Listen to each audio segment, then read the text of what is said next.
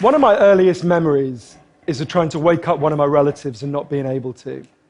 And I was just a little kid, so I didn't really understand why. But as I got older, I realized we had drug addiction in my family, including later cocaine addiction. And I've been thinking about it a lot lately, partly because it's now exactly 100 years since drugs were first banned in the United States and Britain, and we then imposed that on the rest of the world. It's a century since we made this really fateful decision to take addicts and punish them and make them suffer because we believed that would deter them, it would give them an incentive to stop.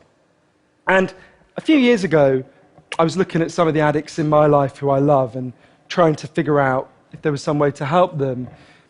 And I realized there were loads of incredibly basic questions I just didn't know the answer to. Like, what really causes addiction?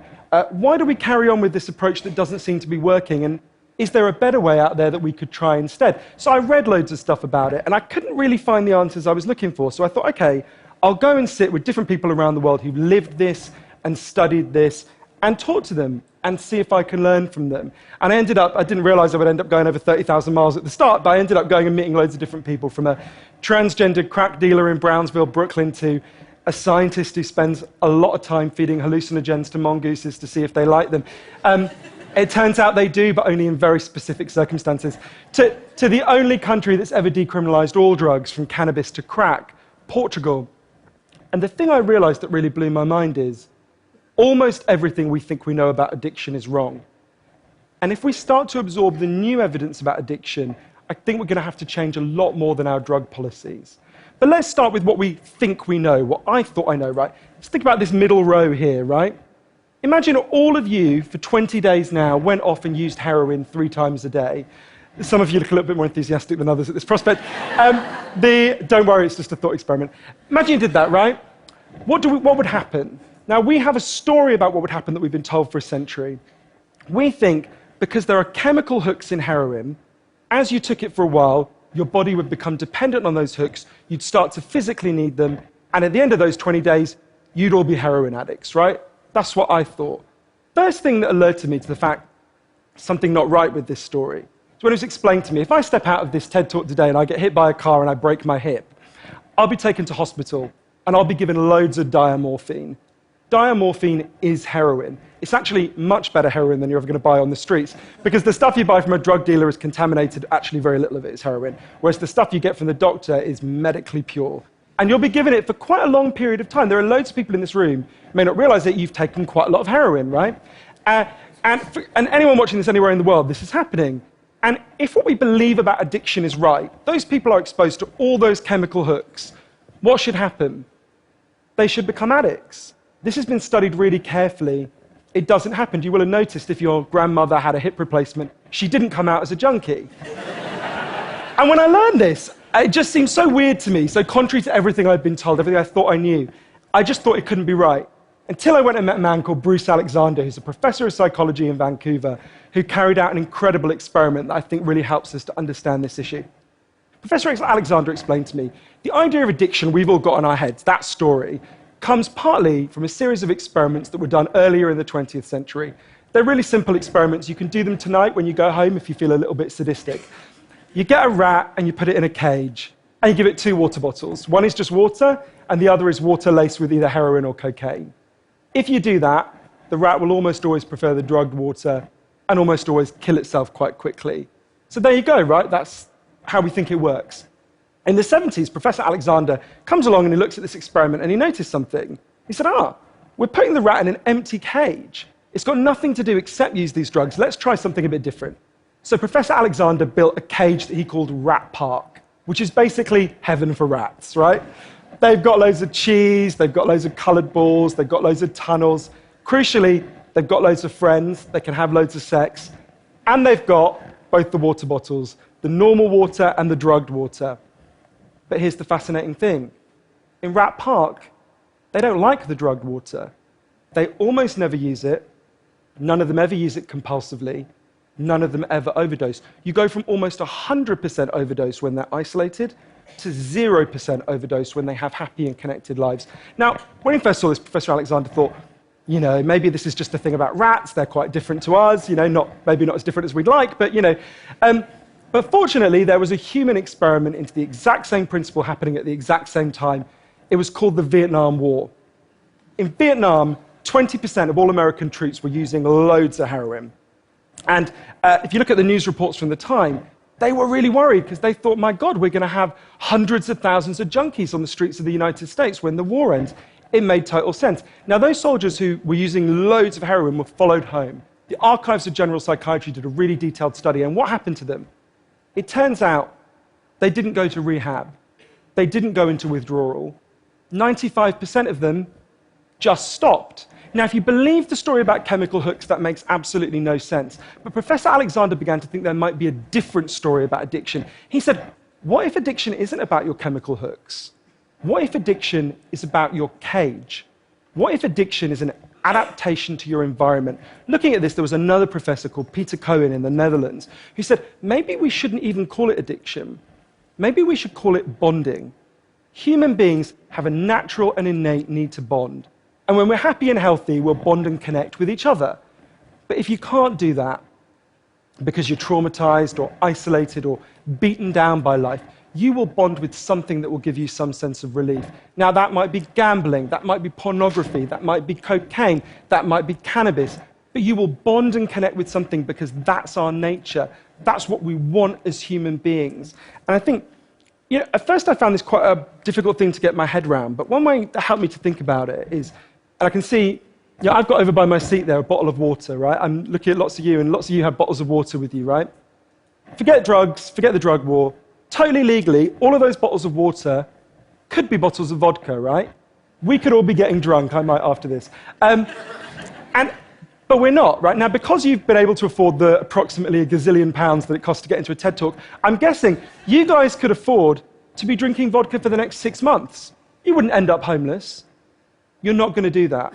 And the reason you're not going to do that is not because anyone's stopping you. It's because you've got bonds and connections that you want to be present for. You've got work you love. You've got people you love. You've got healthy relationships.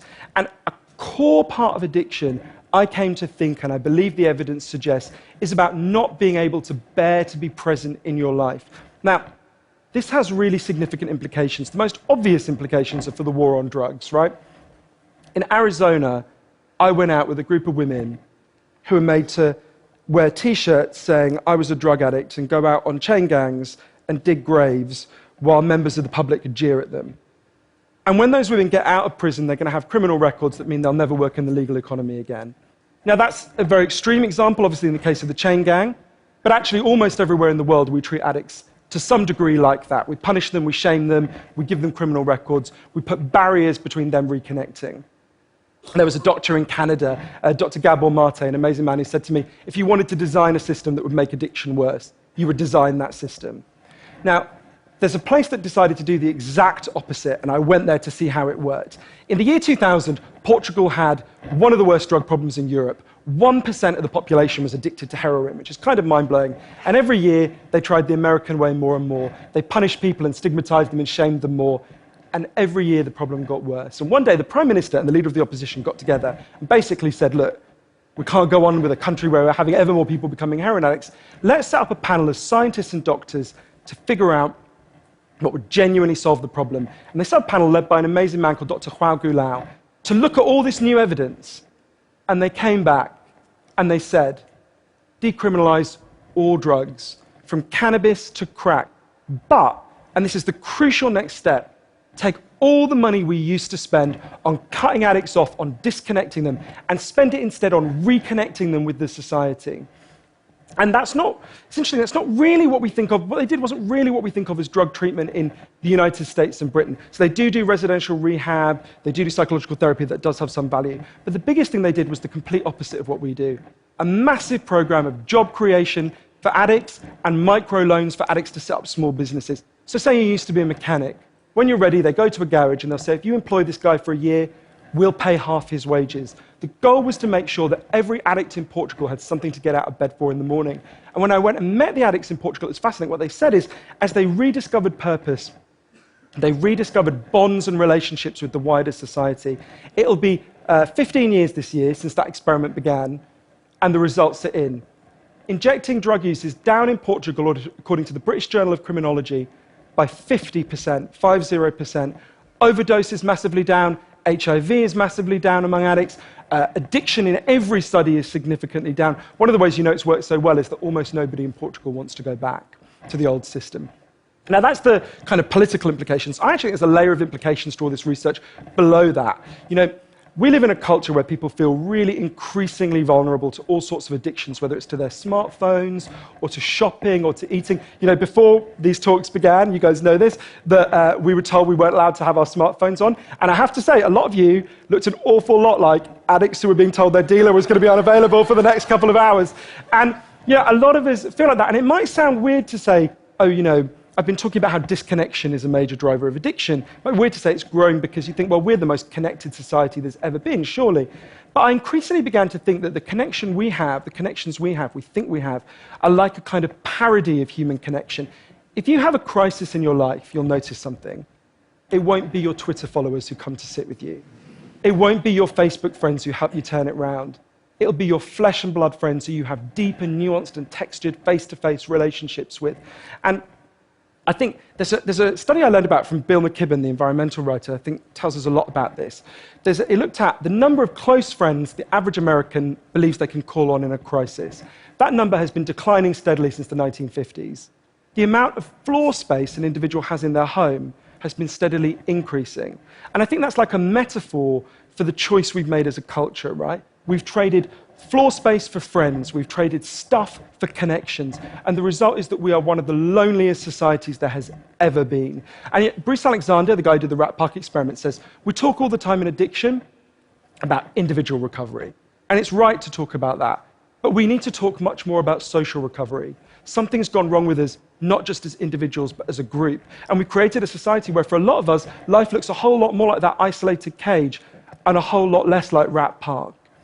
But if I'm honest, this isn't why I went into it, right? I didn't go in to discover the political stuff, the social stuff. I wanted to know how to help the people I love. And when I came back from this long journey and I'd learned all this, I looked at the addicts in my life, and if you're really candid, it's hard loving an addict, and there's going to be lots of people who know in this room you're angry a lot of the time. And I think one of the reasons why this debate is so charged is because it runs through the heart of each of us, right? Everyone has a bit of them that looks at an addict and thinks, I wish someone would just stop you. And the kind of script we're told for how to deal with the addicts in our life is typified by, I think, by the reality show Intervention. If you guys haven't seen it, I think everything in our lives is typified by reality TV, but that's another TED Talk. If you've never seen the show Intervention, it's a pretty simple premise. You get an addict, all the people in their life, gather them together, and say, if you don't shape up, confront them with what they're doing, and they say, if you don't shape up, we're going to cut you off, right? So what they do is they take the connection to the addict and they threaten it. They make it contingent on the addict behaving the way they want. And I began to see why that approach doesn't work.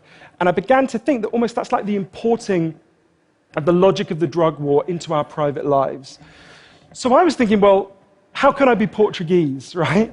And what I try to do now, and I can't tell you I do it consistently, and I can't tell you it's easy, is to say to the addicts in my life that I want to deepen the connection with them, to say to them, I love you whether you're using or you're not. I love you whatever state you're in, and if you need me, I'll come and sit with you, because I love you and I don't want you to be alone or to feel alone. And I think the core of that message, you're not alone, we love you, has to be at every level of how we respond to addicts, socially, politically, and individually. For 100 years now, we've been singing war songs about addicts.